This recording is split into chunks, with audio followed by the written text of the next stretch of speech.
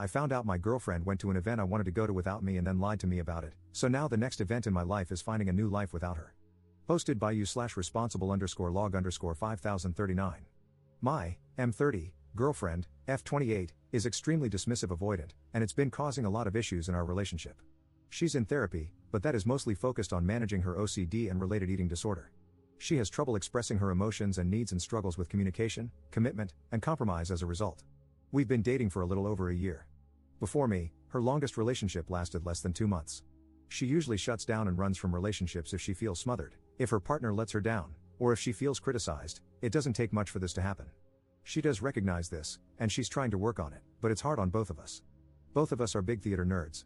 A few months ago, we took a trip to a city about 2 hours from us to visit her grandparents, and I got to meet her best friends from college for the first time. While there, we went to a show with her friends. I honestly had a great time. Her grandparents love me, and I got along really well with her friends. There was another show coming up in a few months that both of us have connections to. It was the first musical she ever saw with her grandparents, and I worked on a production of it in high school. I asked my girlfriend if we could go. I even offered to bring her grandparents and treat them to a nice night out. They don't get to go out much anymore, or we could go with her college friends. I was immediately shut down. She said she didn't really like that show, which she had mentioned before, and didn't want to see it again. Fine, no big deal. That show was last weekend. Not sure if this is relevant yet, feel free to skip this paragraph. We kind of had a fight on Saturday. I was about 15 minutes late picking her up to hang out at a brewery, and she felt really let down. She's broken up with other people for similar reasons and gave me the silent treatment all day. Eventually, I got her to open up, we apologized to each other, and ended up having a decent evening at home. The next morning, she said she didn't feel great and wanted to go home to rest. I drove her home and asked if she needed me to stay with her to take care of her or anything. She said no, she just wanted a quiet day to herself. I told her to let me know if she needed anything and then headed home. I didn't hear from her all day. Even when she's relaxing, we're usually trading memes and Snapchats of our cats, but she wasn't even opening my messages. Earlier that week, she had a migraine so bad that I had to take her to the emergency room, and her sister just had a baby who's been having some health problems. By late afternoon, I started to get really worried that something was wrong, so I decided to check her location on Find My. She wasn't at home. She wasn't even in our city. She was just leaving a restaurant and walking to the theater to see the show I really wanted to see. I assumed she was with her friends again, as the restaurant is a favorite of theirs. It's a nicer restaurant where they would have needed a reservation, and the show is a popular one. Everything would have had to be planned well in advance. I'm not worried about her cheating or anything. Her friends are married to each other, and she wouldn't be going with anyone else except maybe her grandparents. I'm just so hurt over everything. I really wouldn't have minded if she had told me she already had plans to go to the show with her friends. I just don't understand why she lied to me about not being willing to go, and why she lied to hide the fact that she was going. I think she just didn't want to explain that she wanted to go with her friends and without me. I don't know how to bring this up to her. She's very sensitive to criticism, and even though I'm hurt, not mad, she'll probably take it as an attack. She also doesn't really like me expressing my feelings to her in general and tends to shut down and withdraw. I'm worried that if I bring this up, she'll just break up and leave to avoid the conversation. She's threatened to do that before over much smaller issues. How can I bring this up without scaring her off? Update 1 month later. I wanted to thank everyone for their input on my last post. I know it's a bit cliche, but I wasn't expecting it to get so much attention. Even the harsher comments helped me get a better grasp on the situation. I wasn't going to bother posting an update, but a few people have messaged me, so I figured I'd finally write this out. Spoiler, it's not a good ending. I spent a lot of time thinking about what to do. I made my post on Monday, and we had a date planned for Wednesday. I decided I would bring it up then. On Tuesday, she was having a bad day at work, but she didn't really let me know. She texted me about an email her jerk of a boss sent her, and I thought my response was appropriately supportive and validating, basically telling the guy off and letting her know she was right to be frustrated. I got a curt, "Is that all you took from that?" in response. I probably should have thought a bit more, but I was dealing with my own work issues and a migraine, so I lazily doubled down on my first response, again reiterating that she had every right to be angry. She didn't reply. I didn't double text, but I did reach out via Snapchat and Instagram messages to see if she'd respond there.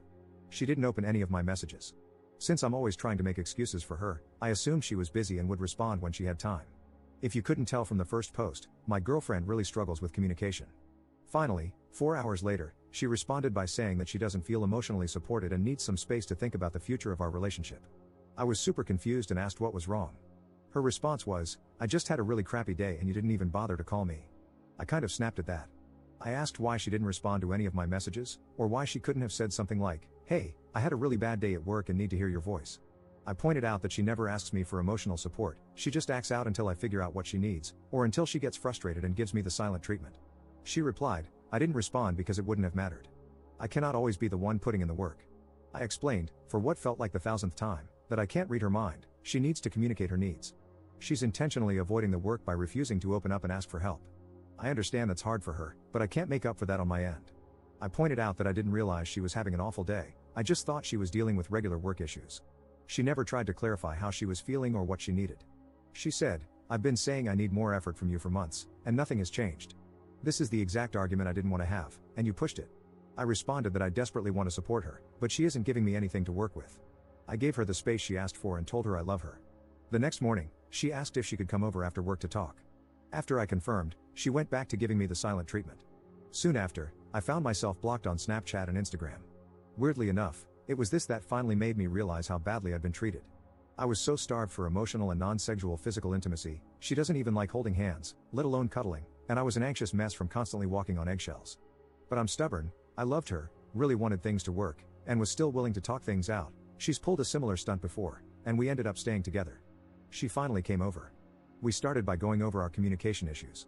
Her main point was that she feels with a compatible partner, everything should come naturally, including knowing when your partner needs something without having to ask.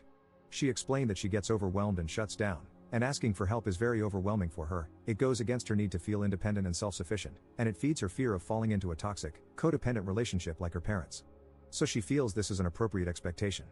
I explained that she's asking me to read her mind, that she's putting all the emotional labor on me, and that this isn't a realistic or fair expectation. She started to change the subject, which is something she often does when she's uncomfortable with a conversation. We jumped around to various issues in our relationship. She randomly said that she doesn't feel like she really knows me. I asked her what she meant by that, and she said she never knows what I'm thinking or feeling and that I'm too closed off, which is all false and definitely felt like projection on her part.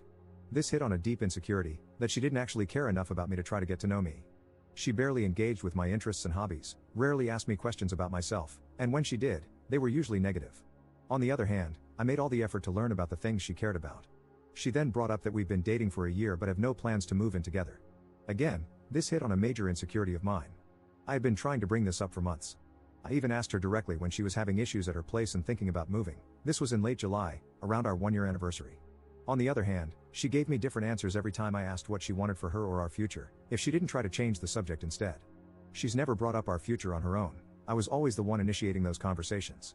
I made it clear that the only reason we don't have future plans is because she doesn't seem to want to make them yet. I also said there's nothing wrong with that, but she needs to let me know if she's not ready for that step. Pointing all of this out to her made her go quiet, not silent treatment quiet, but the kind of quiet where, when things get too intense for her, she starts to shut down and withdraw. It took a few minutes for her to come out of it. Once she did, I explained that I felt like I was the only one really putting effort into our relationship.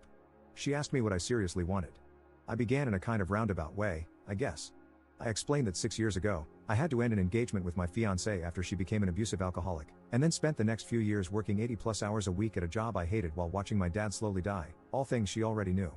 What I was going to say next was that after going through that, I wanted to get a job that was better for my mental health, which I succeeded in, and I wanted to find my person.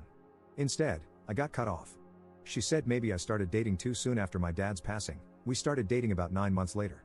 This really threw me off, and it took me a minute to recover. Before I could continue, she said that she just doesn't feel our communication styles are compatible. I asked her if she seriously thinks she has good communication skills, and she said she feels like she does. I finally brought up the show. I told her I knew she went without me and explained how I found out, and my justification for checking her location. This visibly shocked her, and she shut down again. I asked why she lied to me, twice. No answer.